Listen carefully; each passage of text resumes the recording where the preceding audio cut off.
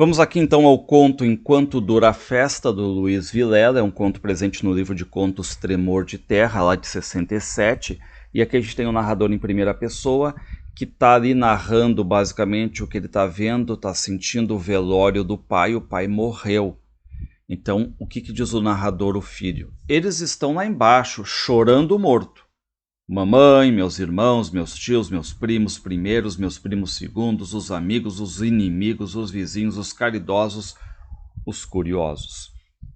Então reparem que tem muita gente ali reunida no velório, tá? E o narrador está na parte de cima da casa. E aí embaixo está aquele fervo ali. E às vezes o narrador está tentando dormir, mas daqui a pouco é acordado por um choro, alguém que se exalta, um grito. Desde a madrugada isso, ou seja, um velório longo. Na hora que ele, meu pai, morreu, minha irmã veio gritando pela casa como se fosse o fim do mundo. Acordei com o coração na garganta, quase que eu morro também. E aí o narrador, né, ele lembra que estava de cueca, aí foi chamar o médico, e aí o médico vem, né, sabemos que o pai realmente morreu, e o narrador vendo depois a mãe desesperada, a irmã de camisola desesperada também gritando. Lembrei-me desses quadros de dor verdadeira, né, da mãe, da irmã ali, né? E ele começa a lembrar da expressão do pai ali. Era horrível, uma expressão de dor, de pavor e de desespero, tanto que ele tinha morrido de olho aberto ali. Aí ele lembra o narrador que fecharam os olhos do pai, tentaram ali maquiar ele, aquela coisa toda, tentar diminuir a feiura ali do cadáver, né? Bom, as pessoas vão vindo ali, tem muita gente. O que diz o narrador? O meu irmão casado veio logo e tomou as providências necessárias. Na hora de botar o velho, meu pai, no caixão, eu ajudei pegando nos pés dele. Depois vim para o quarto. Espero que ninguém venha aqui me chamar. Então reparem qual é a posição do narrador. Ele está no quarto, está meio que, né, querendo ficar mais isolado ali, meio até indiferente com a morte do próprio pai. Por quê? Reparem, a morte do velho, a morte do meu pai não muda nada. Eu não tinha nada com ele em vida. Por que eu vou ter agora que ele está morto? E aí, claro que o narrador começa a lembrar das pessoas, desse tumulto, das pessoas que estão chegando ali, aquelas que dão os pêsames, aqueles que são silenciosos, aqueles que dão os tapinhas nas costas e tudo mais. E ele vai se lembrar de um cara, reparem, Nogueira foi um desses. Chegou, me deu uns tapinhas nas costas, mas eu não estendi um dedo para o filho da puta. Nogueira devia 1 milhão para o meu pai, que vivia atrás dele cobrando, mas o desgraçado sumia. E agora, reparem a ironia, né? Agora que está morto, aí esse Nogueira aparece, ele cheio de, né, tapinhas nas costas, condolências e tudo mais, né? Então aquela questão também da hipocrisia aqui. E aí o narrador está se lembrando, né, que o pai estava realmente doente antes de morrer, né? O médico ficava dizendo, ó, cuidem do pai de vocês e tal, não é para ter aborrecimentos. Só que, de novo, né, o que o narrador está pensando? Porra, 1 milhão é um aborrecimento forte. Eu devia ter perguntado para o Nogueira, cadê o dinheiro, cadê o 1 milhão que você deve para meu pai? Eu deveria envergonhá-lo, humilhá-lo, mostrar que ele foi um dos que ajudaram a matar o meu pai. Então reparem que o narrador não está simplesmente ali chorando, enfim, ele está fazendo uma análise desse velório, até porque reparem que ele diz, né, que, enfim, não tinha nada em vida com o pai. Até era uma questão de distanciamento ali. Mas agora ele consegue analisar, então, como se fosse quase uma pessoa de fora, estranha, analisando esses choros, esses tapinhas, as condolências, enfim, né?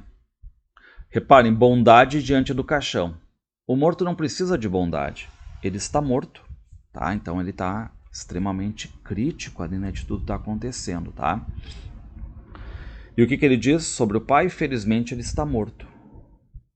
E aí tem um vizinho que vem, aquela coisa de consolar, né? Que é normal consolar, enfim, a família. E vem um vizinho e diz pro narrador, ó, seu pai foi um santo homem. Só que aí, o que acontece, né? O narrador começa a ver, pô, esse cara vem dizer que meu pai foi um santo homem.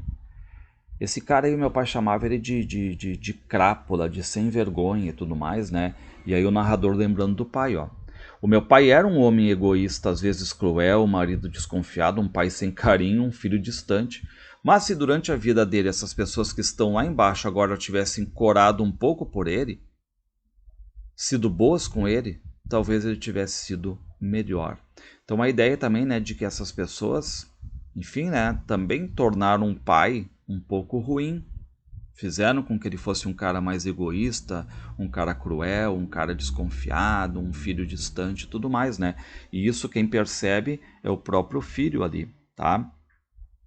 Que tá, lembrando, né, meio escondido no velório, um tanto antissocial ali, e tá repudiando toda essa falsidade que está acontecendo aqui no velório, tá? Reparem a crítica. Ser bom com os vivos dá muito trabalho. Amanhã ele estará morto e iremos chorar sobre o seu cadáver, assim é mais fácil. Reparem que forte isso, né? Ou seja, em vida nós não somos bons, mas aí, enfim, morreu, aí vai lá, fala uma palavra de carinho, uma condolência e tudo mais, né? Aí, claro, fica muito mais fácil, certo? Então reparem que o narrador segue aqui, né, nesse fluxo de consciência aqui, reiterando as palavras ditas ali no velório, né? Alguém disse para ele que ele era um santo homem, aí o que ele diz, santo homem, o meu pai santo homem, né? Quem eles pensam que estão enganando? O morto? Eles mesmos? Os parentes do morto? Quando alguém diz isso, mamãe chora. Claro, né? Alguém vai lá, consola a mãe do narrador que perdeu o marido, né? Alguém diz, oh, teu marido era um santo homem.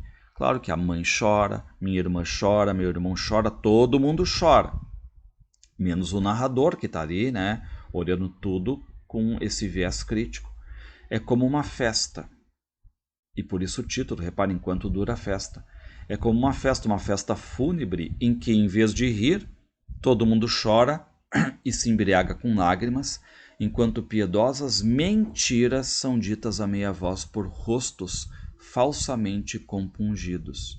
E no meio de tudo isso está o morto que é o meu pai, a causa, o pretexto, o ornamento. Sua alma já descansou, mas seu corpo ainda deve permanecer enquanto dura a festa.